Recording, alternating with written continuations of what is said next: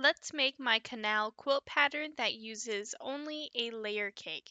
Now I am using a layer cake by Clare for Moda Fabrics. This collection is older, but she does have a newer collection coming out later this year that is very similar. Now for each layer cake, you will cut two 2.5-inch by 9.5-inch rectangles and two 5-inch squares. If your layer cake has directional fabric, you can cut it exactly like how I am.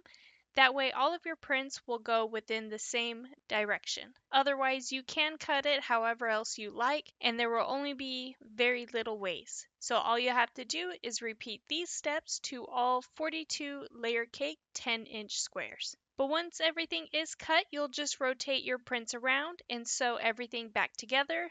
First up, you'll take the two 5-inch squares and sew them together. Then the 2.5-inch by 9.5-inch rectangles on top, followed by the 2.5-inch by 9.5-inch rectangle on the bottom. Once everything is sewn, you'll be left with a 9.5-inch by 9-inch rectangle.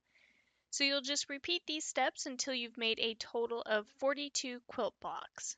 Once all of your blocks are done, you will lay your quilt blocks side by side in a 6x7 layout. Then as always, sew your blocks together to form rows, and then lastly, sew those rows together to complete your quilt top. And here is what my Canal quilt pattern looks like all finished. For the backing, I am using a Moda Grunge that is pretty close to this collection since I didn't have a matching print.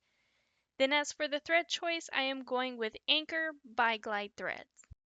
And here is what my quilt looks like all quilted. I ended up quilting one of my edge-to-edge patterns called Greek Pedestal. And if you rotate your rows on the quilting, you can kind of get this nice wave going.